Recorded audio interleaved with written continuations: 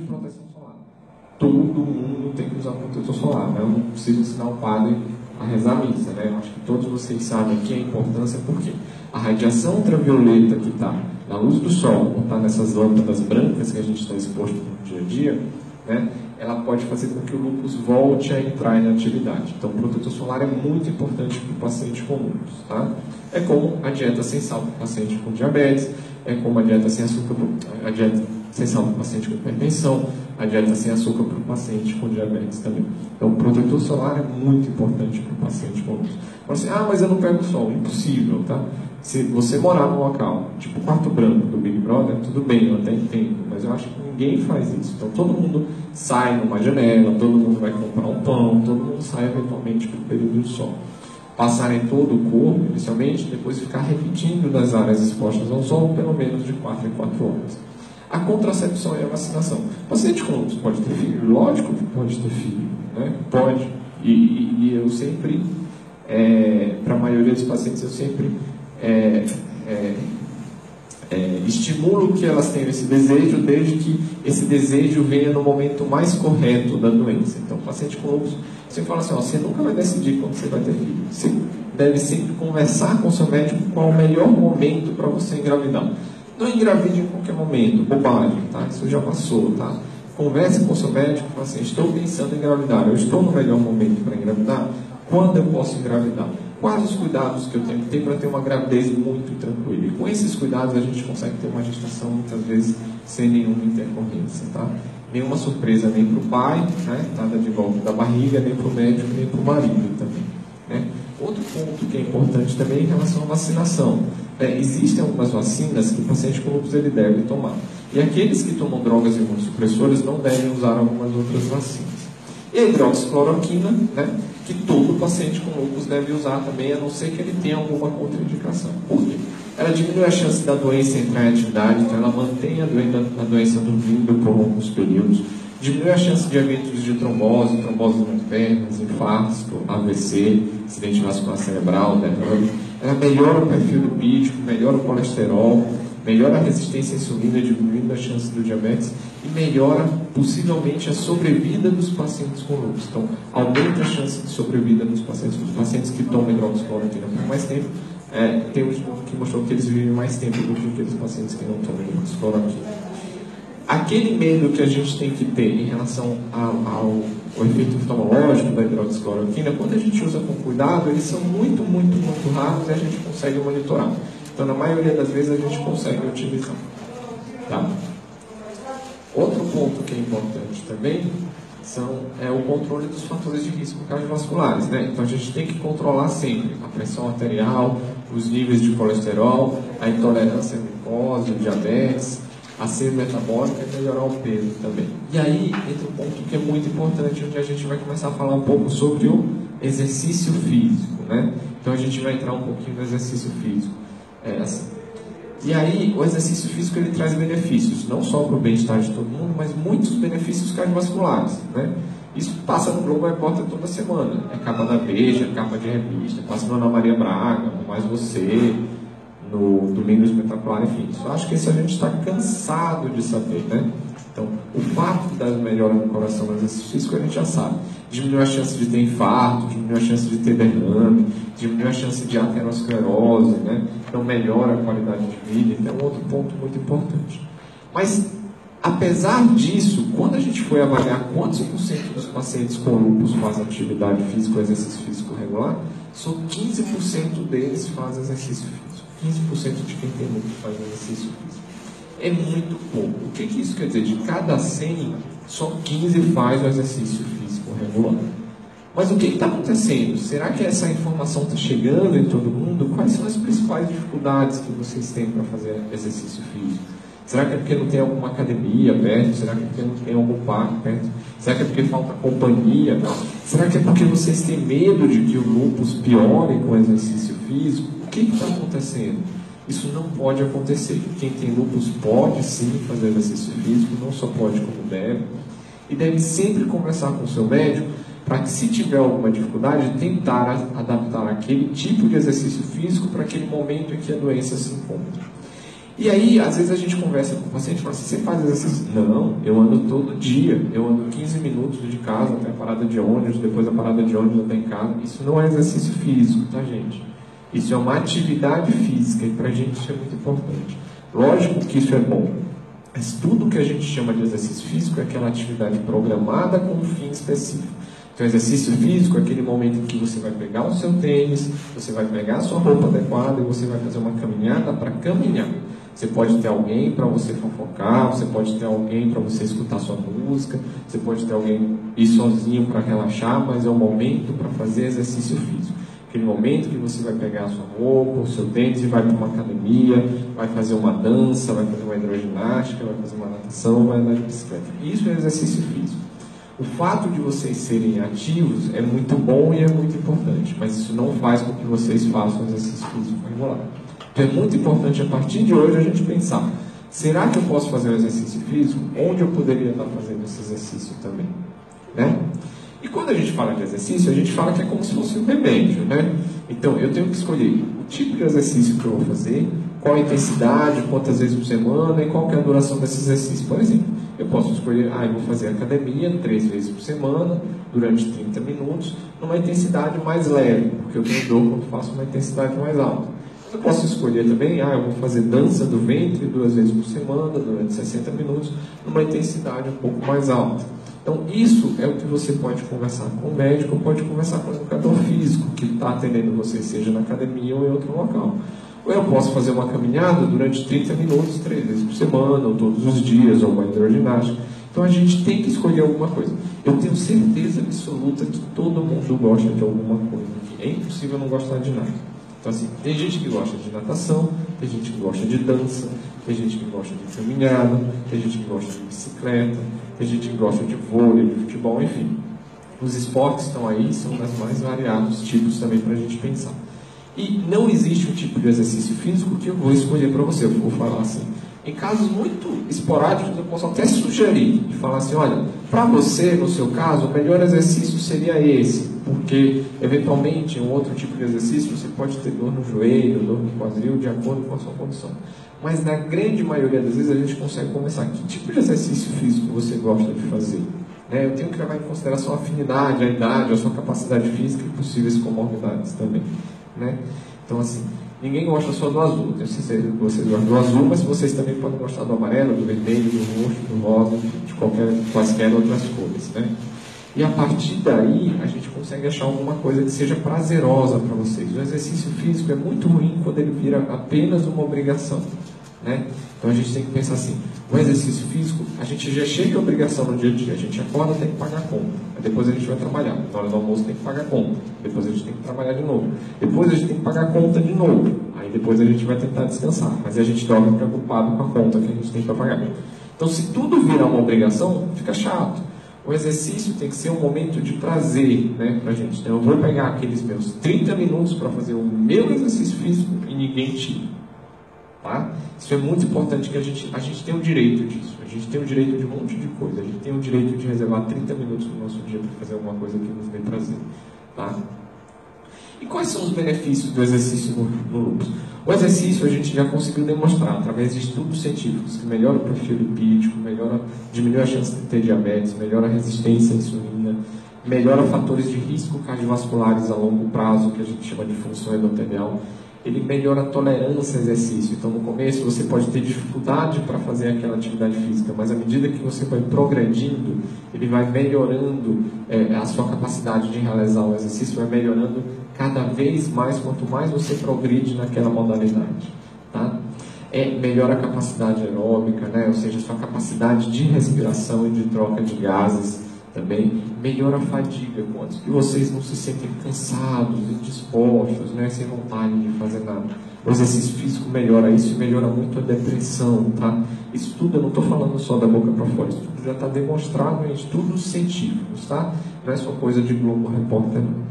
E outra coisa, o exercício é um método muito barato. Eu posso até eventualmente ter que gastar alguma coisa, eventualmente numa academia ou não, mas dependendo de onde vocês moram, vocês têm os parques abertos para vocês também. Vocês têm o SESC ou locais que fornecem também, eventualmente a baixo custo ou mesmo gratuitamente, alguns tipos de atividade física para a população. E o que é muito importante, os estudos mostraram que ele não piora a atividade da doença. Então, o fato de você fazer exercício físico não piora o lúpus, tá? Então, ele não piora, não vai fazer com que o lúpus entre em atividade, com que o lúpus piore aquela atividade renal. O que a gente tem que fazer quando a gente vai começar o exercício físico é respeitar as suas possíveis restrições naquele momento. Se você falar para mim assim, olha, meu lúpus está um pouco ativo, eu estou com dor no joelho, eu estou com dor no punho, eu tenho que respeitar isso e escolher um tipo de exercício que não piore esse seu tipo de queixa. Você fala assim, olha, eu estou um pouco inchada por causa do rim, talvez a gente espere um pouquinho para começar algum tipo de exercício físico. Então, respeitar não necessariamente é contraindicar.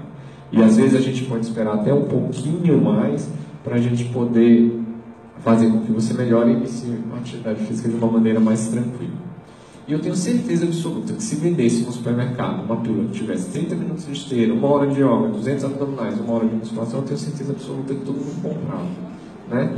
Mas como é na hora de fazer, ninguém quer fazer também, né? É muito mais difícil fazer, mas se vendesse eu tenho certeza absoluta. Então se a gente pudesse chegar e falar assim, ó, eu vou pagar para você fazer no meu lugar um pouquinho de 200 abdominais, tá? E os benefícios ficarem comigo, eu tenho certeza que todo mundo ia querer fazer. Mas fazer, né, se dá o trabalho de fazer, é um pouco mais trabalhoso, um pouco mais oneroso, traz um pouco mais de cansaço. Mas isso não quer dizer que a gente não deva fazer, tá? Mas a gente já sabe que a gente sente bem, mas por que isso acontece, né? Isso já está demonstrado, né? O exercício, ele altera uma série de produção de substâncias no nosso organismo. Ele aumenta a produção de serotonina, que é a substância do prazer, né, que a gente tem, né? Aumenta a produção de substância B, que é uma substância que modula a dor, então por isso que a gente melhora da dor com a prática de exercício físico, tá? E melhora da depressão também. Ele melhora a produção, possivelmente, de substâncias que interferem no sistema imunológico também. Altera a produção de cortisol, altera a produção de adrenalina, altera a produção de células inflamatórias. Então, por isso que o exercício traz benefício. Ele não traz benefício, não é uma variante condom que vai lá e pim, que traz todos os benefícios. Não, existe um componente biológico que ele é capaz de atuar, tá? Então, só para a gente resumir um pouquinho. Ele protege a parte do coração, ele pode fazer perder peso. Quem aqui não quer perder peso? Eu quero perder peso, todo mundo quer perder peso, né? Todo mundo quer estar com o corpinho da Débora Seco, né? De repente 20 quilos depois no primeiro mês de gravidez, né? Mas isso aqui não é. Quando a gente fala de perder peso, a gente tem que falar de uma coisa que é muito importante. Perder peso não é perder músculo, tá? É perder massa gorda, perder um pouquinho de gordura. Essa gordura que está associada a maior risco cardiovascular, maior risco de infarto, maior risco de derrame. E manter a massa muscular, né? Manter a massa muscular não quer dizer que ninguém tem que virar um Rambo, Arnold Schwarzenegger ou alguém muito forte. Não, é manter um trofismo muscular para que a gente consiga fazer as nossas atividades no dia a dia, sem cair e com o mínimo de dependência possível para outras situações. O controle da pressão e do diabetes, melhora os níveis de colesterol, melhora a massa óssea, melhora a qualidade de vida e o estresse, melhora a fadiga e a tolerância ao exercício. A gente pode escolher várias, a gente tem caminhadas ao ar livre, a gente pode escolher fazer hidroginástica, pode fazer bicicleta, pode fazer dança, então isso está na mão de vocês. As modalidades são das mais diversas e estão aí também. E os parques também estão aí, né? O Parque do Ibirapuera, que algumas pessoas já participaram, mas os parques de São Paulo é uma cidade que é cheia de parques que a gente pode andar também. Hoje a gente tem as ciclovias e as ciclofaixas também, que pode se andar de bicicleta também. Mas a gente tem que ter alguns cuidados, então o que a gente sempre fala? Conversa sempre com o seu médico antes. Doutor, o que o senhor acha de eu fazer uma atividade física X, Y, Z, dança, hidroginástica? Você acha que teria algum problema? Na grande maioria das vezes eu tenho certeza absoluta que ele vai falar não. Ele deve, pelo contrário, estimular você a fazer exercício físico, tá? Cuidado que a gente tem que sempre ter. Nunca esquecer o protetor solar, né? Então, assim, o protetor solar é muito importante, né? Então, se você for para uma piscina, passa o protetor solar antes. Se você for caminhar na rua, passa o protetor solar antes. Isso é muito importante, tá? Hidratação. Então, ingesta de líquidos adequados durante a prática do exercício físico também.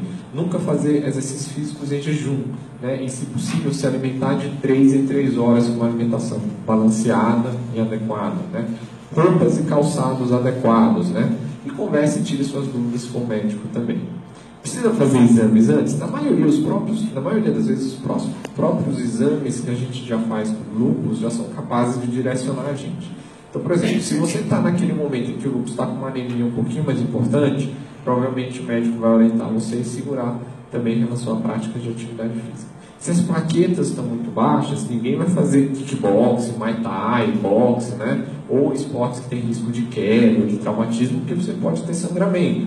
Então o médico vai orientar você com relação a isso também. Se você usa um anticoagulante oral, também existem alguns tipos de atividade física que você pode fazer que não são contraindicados. Você também não vai poder fazer futebol, vôlei, né? Coisas que têm risco de traumatismo também. Os exames de sangue podem ajudar a direcionar e na maioria das vezes são exames que vocês já fazem durante a consulta também. O teste ergométrico é aquele teste da esteira que a gente faz para saber como que o coração se comporta frente a um esforço físico maior.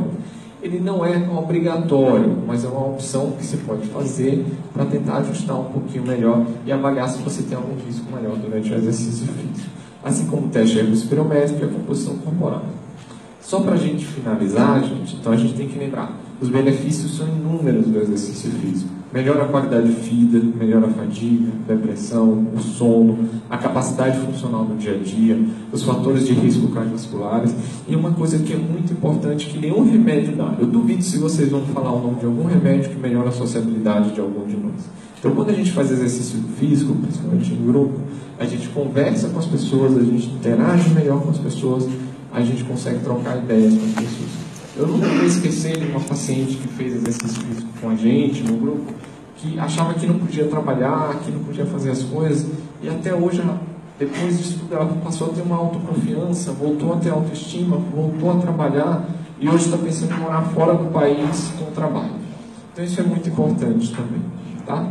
No exercício físico, eu sei que vocês vão falar que está cheio de biológico, cheio de remédio novo aí saindo para o lúpus. Ah, eu vou ter um remédio novo que pode curar o meu lúpus, que pode tratar melhor o meu lúpus. A gente tem que ter muito cuidado. E o exercício ele pode ter um monte de efeitos que os outros remédios também vão ter. Tá? Então ele tem um efeito biológico que também é muito importante. Né? E é muito importante que vocês tenham uma atitude positiva frente à doença. Não existe doença frente ao doente. Nunca. Nunca digam que existe uma doença na frente de vocês. Vocês estão sempre na frente de qualquer doença. Vocês estão sempre na frente de qualquer obstáculo. Não existe nada, nada, nada acima de vocês. Nada. Eu não conheço nada que seja acima do ser humano. Então não existe um ser vivo que não sejam vocês mesmos. Vocês são capazes de enfrentar e de passar por isso tudo. Tenho plena confiança disso, porque eu tenho confiança disso também. Né? Ter uma atitude positiva em relação à vida, uma capacidade muito boa de enfrentamento da doença. Isso a gente consegue muito com informação, que é o que vocês estão fazendo aqui. A disseminação da informação para vocês e para as outras pessoas é muito importante. E vocês são fortes, tá? Vocês são muito, muito, muito fortes. Vocês são muito capazes, tá? Vocês são capazes de fazer o exercício físico, vocês são capazes de passar por doença, vocês são capazes de enfrentar tudo isso que vocês estão falando. Ninguém está falando que fazer exercício físico vocês precisam virar atletas profissionais. Ninguém está falando que vocês têm que participar das Olimpíadas. Ninguém está falando que vocês tinham que ter participado da Copa do Mundo. Não. O exercício físico, além de tudo, como a gente falou, ele não deve virar uma obrigação, tá? E além de que ele não deve virar uma obrigação, ele não deve virar um peso para vocês. Ele tem que ser uma atividade prazerosa, que traga alegria para vocês, para que ele possa trazer esses benefícios também, tá? Infelizmente, como a gente comentou, não tem. Não adianta vocês pedirem para ninguém fazer exercício no lugar de vocês. Não tem nenhum aplicativo de celular, ou do Facebook, ou do Twitter, que vai falar assim, ó, faz exercício para mim, que eu vou ficar bem. Não, tem que ser uma coisa que tem que partir de vocês, tá bom? Muito obrigado, gente, pela paciência de vocês. Parabéns mais uma vez para todos vocês. Estou à disposição se vocês quiserem conversar sobre alguma coisa.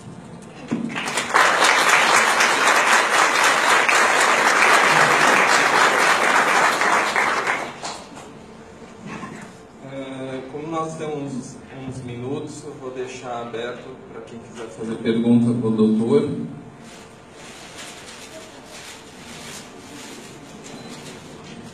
Só aproveita que é o momento. Pode falar. Em relação à praia, a pessoa que, por exemplo, ela não pode ir à praia, como que é essa questão?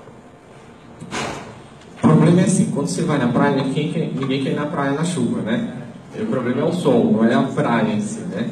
Então o problema é a exposição solar que você vai ter naquele momento. A exposição solar é muito grande, né? Todo mundo vai na praia no sol. Então esse aqui é o problema. Então a proteção solar para o lúpus é muito importante. Então ir na praia e ficar pegando o sol não é indicado, tá?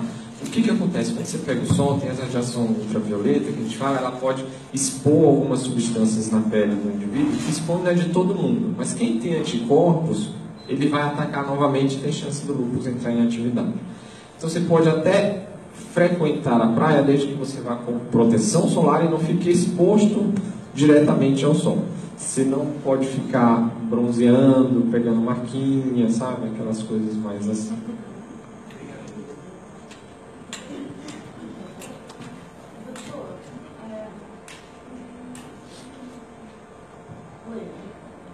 Eu não concordo com o que os médicos costumam falar, que é vida normal. Não é vida normal, é vida que segue. Mas normal, minha vida não é mais a mesma desde que eu descobri, em 2007. Não é mais a mesma da minha irmã, está aqui a prova também, ela tem também. Não é mais a mesma. É uma coisa meio irônica, sei lá, não é bem esquisito. Eu posso falar assim, o que é normal? O que é o normal? O que é normal? O normal é você ser saudável, né? A vida que eu tinha antes, entendeu? De 2007. Agora eu só tenho que ir pro hospital. Aqui, ó, tem outra perna, agora. Isso é vida normal? Eu acho que é assim, eu acho que a gente tem que pensar numa coisa assim. A vida da gente é cheia de mudanças, né? Algumas pessoas podem ter lúpus, outras podem ter hipertensão, outras podem ter infarto, outras podem perder o pai e a mãe, outras podem ter um filho que usa drogas. Isso não faz de ninguém ser um anormal, não ter um hábito de vida normal. O que a gente tem que ter é capacidade de adaptação e enfrentamento frente a algumas situações, né? Isso, na minha opinião, eu entendo perfeitamente e não vou discordar de você do que você está falando. Mas isso não tira de você ter o direito de ter uma vida normal ou de seguir ou de tentar conquistar aquilo que você quer, né? Então, assim, a vida a gente tem que saber se adaptar. A vida da gente, não, eu falo da vida da gente, a minha, a sua, de todos nós que estamos presentes, ela vai ser cheia de altos e baixos, cheia de percalços, e a gente vai ter que enfrentar isso, feliz ou infelizmente. Para alguns não vai ser uma doença, para outros vai ser outros problemas, para outros não vai ter problema nenhum, vai ser quase um conto de fadas. Mas o que a gente vai fazer? A gente não pode escrever o livro da nossa vida dessa maneira que a gente gostaria que fosse, mas a gente pode escrever e tentar passar pela vida da gente escrevendo novas histórias frente a cada um dos percalços que a gente tem que passar, né? Então, cada queda a gente pode levantar de uma maneira diferente, a gente pode reescrever a nossa história de uma maneira diferente, a gente pode tentar enxergar isso de uma maneira diferente. O fato da gente ter que passar por não nos faz inferior ou nos faz incapaz de tentar passar por essa situação. Então, o sentido de normalidade é isso que eu tenho que passar para vocês, né? A gente não precisa se entregar, a gente não precisa fazer isso. E só outra pergunta, aproveitando. Mas é normal, todo dia? Uma vez, tudo bem, mas todo dia, gente? Pode não ser normal você ter dor todo dia, né? Mas o que pode ser? Você pode procurar um tratamento para que melhore as suas dores, né? E existe o que a gente chama de dor crônica, né? Existe a dor crônica, né? Isso não é o habitual, mas eu acho que isso não impede a gente de procurar um tratamento, de procurar um enfrentamento. Gostaria só de falar em cima do que ela perguntou, se é normal ou não, porque eu sou paciente também com lúpus, né? Eu costumo falar que nós temos tempo e forma diferente de fazer as coisas, mas não somos nada diferente de nada da sociedade que não tem lúpus. Tá? O nosso tempo e a nossa forma muda, nossa vida, lógico, a gente sai da zona de conforto, como eu vi no início, e vamos para o mistério. Mas é com a informação que a gente vence esse mistério e aprende a conviver com a doença. Eu tenho dores fortes, tomo remédios fortíssimos todo dia, mas não é isso que impede eu viver e ser feliz.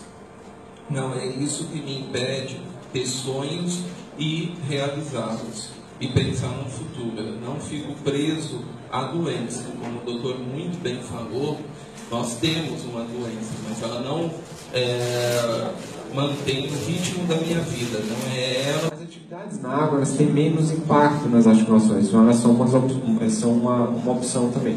Outra opção, eventualmente, é a bicicleta, dependendo do grau da osteonecrose, dependendo do tipo de osteonecrose e do tipo de articulação também que você fez. Eventualmente pode ser feita bicicleta também. Na fase aguda, que geralmente dura de 3 a 6 meses, a gente pede para dar uma segurada normalmente.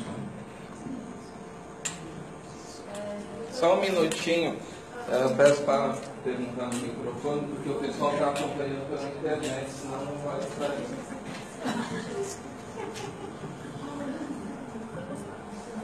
Doutor, minha irmã está com as pernas bem inchadas porque o lúpus está atacando o rim, e a gente queria saber se nesse caso uma massagem de drenagem, essas coisas ajudam ou piora?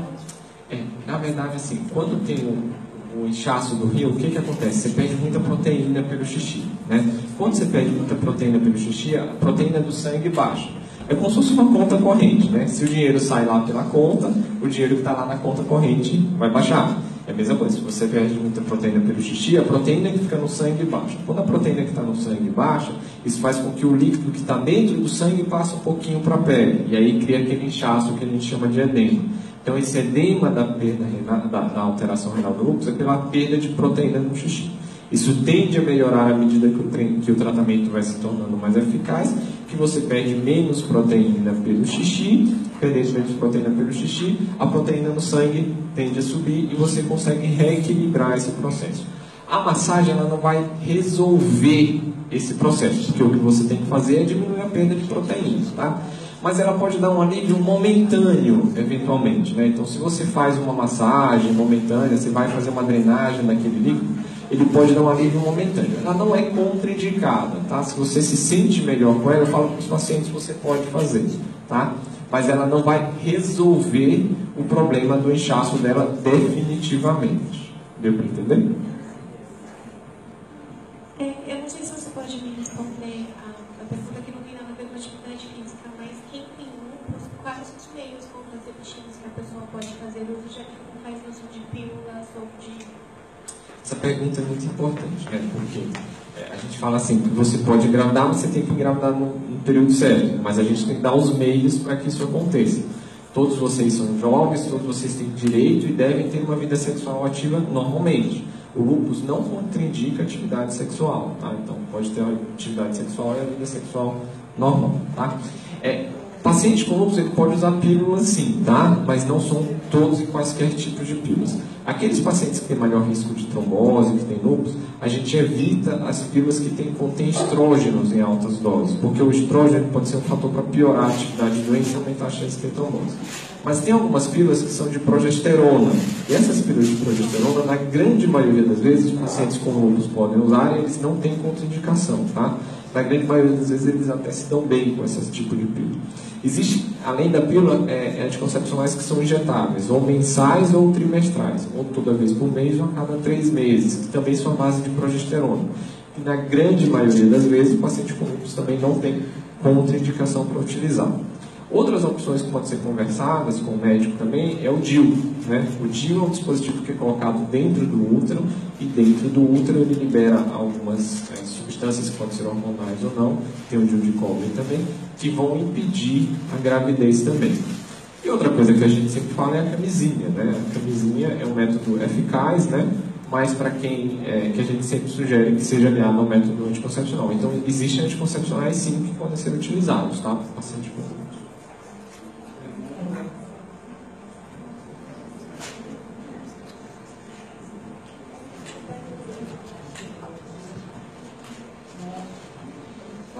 Eu gostaria de saber se a acupuntura pode ser usada como um substituto também para dor. É o que a gente faz. A acupuntura, infelizmente, hoje a gente tem poucos estudos no lúpus, né? A gente não tem um estudo no lúpus que fala nem que é bom, mas também não fala que é ruim, tá? Então, quando o paciente quer fazer acupuntura, eu sempre sugiro para o paciente, pode, não tem problema fazer, desde que você confie naquele que seja feito por um profissional habilitado para isso, né? Eu não tenho evidência científica de estudos que falam assim, olha, vai melhorar a dor, vai melhorar isso, vai melhorar. Mas eu acredito que possa melhorar alguns fatores, embora alguns estudos ainda sejam necessários. Eu recomendo que o paciente, se ele quiser fazer, ele pode fazer a acupuntura, principalmente como um tratamento adjuvante, ou seja, um tratamento a mais, né? Então não deve suspender o seu tratamento, mas pode ser feito como um tratamento a mais em conjunto com o seu tratamento que já está sendo realizado para o lúpus.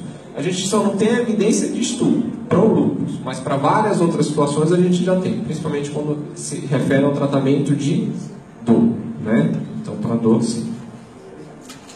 Perguntas?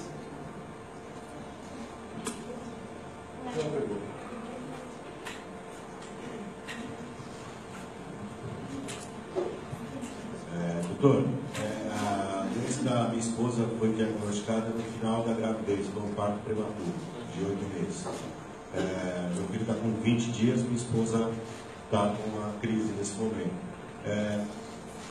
Em gravidez, ou durante a gravidez, o senhor já falou que o risco de ser algo hereditário é muito pequeno, né? Mas com essa ligação sanguínea, em relação ao bebê, há necessidade de eu fazer algum exame complementar ou alguma coisa a mais que possa identificar algum risco ou algum tratamento prévio? Ótima pergunta que você fez, tá? Porque assim, o lúpus ele não é uma doença hereditária do ponto de vista que vai passar da esposa, da mãe para o filho diretamente, né? Existe um componente genético, que são vários genes que a gente falou que podem estar envolvidos, mas que não necessariamente o filho vai desenvolver. Existe uma condição que a gente chama de lúpus neonatal. O lúpus neonatal não é a passagem que a criança vai ter a doença do lúpus. O que acontece? A gente produz uma série de anticorpos a vida inteira. Anticorpos contra infecções, anticorpos de defesa, por exemplo, toxoplasmose, rubéola, sarampo, para a gente ficar com uma memória de defesa contra essas infecções. E muitos desses anticorpos passam através da placenta para proteger o neném, principalmente nos primeiros meses de vida. Quando a gente produz anticorpos do lúpus, alguns desses anticorpos podem passar pela placenta para o neném também. Mas isso não quer dizer que ele tenha lúpus, né? O que acontece às vezes? Tem alguns anticorpos, principalmente os anticorpos que a gente chama de anti-RO e anti-LA, que eles podem passar pela placenta e eles podem ficar na circulação fetal por até 6 meses, que a gente fala, na circulação do neném que acabou de nascer. E esses anticorpos, eventualmente, eles podem baixar um pouco os leucócitos, que são as células de defesa do neném, eles podem dar algumas lesões de pele no neném, que são lesões semelhantes ao lúpus, mas são lesões de pele que habitualmente não deixam cicatrizes, são leucócitos que habitualmente não são tão baixos a ponto da gente precisar fazer alguma intervenção, e que isso, depois que o neném, ao longo do tempo, vai excretando esses anticorpos, isso vai passar. Então pode acontecer o que a gente chama de lúpus neonatal, que é um efeito transitório da passagem dos anticorpos da mãe para o neném, tá? Isso pode acontecer. E o que é mais raro, mas que pode ser eventualmente mais grave, mas que acredito que não aconteceu no seu caso, porque ele está bem, dá um bloqueio na condução cardíaca, que a gente chama de bloqueio atrioventricular, que é uma arritmia no coração do neném, tá? Mas que acredito que não deve ter acontecido pela passagem desses anticorpos. À medida que esses anticorpos vão sendo excretados, as lesões de pele vão melhorando, os leucócitos vão melhorando. Isso não quer dizer que ele tenha lúpus para a vida inteira. É um efeito transitório pelaquela passagem dos anticorpos da mãe através da placenta no neném. E passam os anticorpos bons, né? Que é um anticorpo de defesa contra uma série de doenças que o neném vai ter no começo do ano da vida. Tá?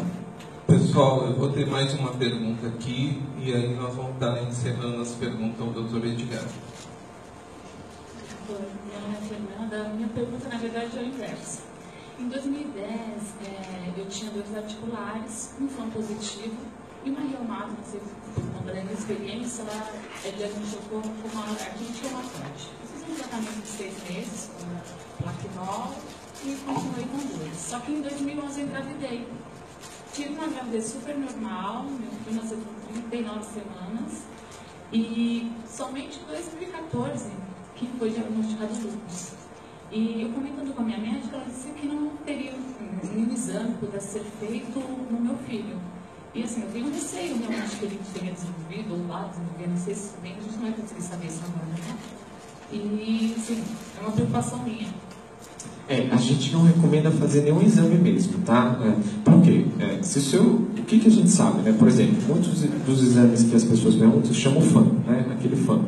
A presença do FAM não é igual a lúpus, tá, gente? A gente sabe que 10 até 22% da população, seja criança, seja idoso, seja pessoas mais jovens, elas vão ter o FAM positivo sem ter nenhuma doença reumática autoimune. Então, vai que você faz o FAM do seu filho, ele vai ser positivo, você vai ficar preocupado achando que ele vai ter lúpus. Ele pode ser só uma daquelas pessoas que tem um FAM positivo e não vai desenvolver doença nenhuma. Então, hoje, se o paciente não tiver nenhuma clínica específica, o indivíduo não tiver nenhuma queixa sugestiva de lúpus, a gente não faz uma investigação, mesmo que seja filho, parente de primeiro, segundo ou terceiro grau. Infelizmente, isso ainda acontece. Nessa semana mesmo, uma amiga minha que trabalha na medicina do trabalho de uma empresa recebeu um paciente com orientação por escrito falando assim, ó, irmã do paciente tem lúpus, solicita investigação de lúpus. Isso não é para acontecer, tá? A gente não faz esse tipo de investigação aleatoriamente, a não ser que tenham sintomas sugestivos. O que você falou é engraçado. Engraçado não no sentido ruim da palavra, né? Curioso, né? Mas no sentido de curioso. A gente sabe que as doenças reumáticas autoimunes, muitas delas apresentam sintomas que são um pouco parecidos, né? Você começou com um quadro articular, nos seus exames da época, tinha um FAM positivo, mas a gente sabe que no começo, às vezes, as doenças elas podem ser muito parecidas até que um dia elas vão se diferenciando para algum espectro de doença. Às vezes lembra mais uma artrite reumatoide, às vezes lembra o lúpus, às vezes está num contexto que a gente chama de doença indiferenciada, ou seja, ela está no comecinho, mas a gente não consegue saber para que lado que ela vai. E a partir do momento que ela vai para um lado ou para o outro, a gente consegue definir um pouquinho melhor esse diagnóstico. Então, no começo pode ter essa dúvida, será que é um lúpus, será que é uma artrite reumatoide? Mas aí o tempo vai falar para a gente um pouquinho. O que a gente faz, às vezes, é o que aconteceu com você. A hidroxicloroquina é um remédio que a gente usa para o lúpus e, eventualmente, a gente usa para a artrite reumatoide. Então, acabou que você não teve nenhum dano, espero eu e acredito, em relação a isso, né? Mas acontece no começo mesmo, às vezes, um pouquinho. Pessoal, a terceira palestra vai ser com a doutora Emília Safra, então a gente vai continuar ainda falando de lúpus no dia de hoje, na parte de reumato. Então, por isso, a gente vai na sequência. Agradeço ao doutor Edgar, chamo a Priscila para entregar uma lembrança em agradecimento pelas informações aqui, que com certeza ajudará e muito cada um no seu dia a dia. Obrigado.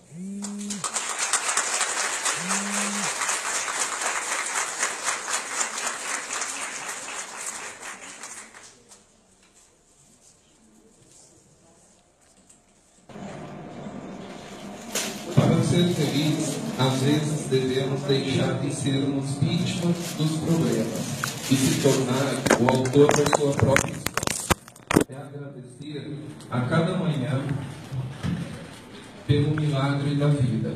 Ser feliz não é ter medo dos próprios sentimentos, é poder falar dos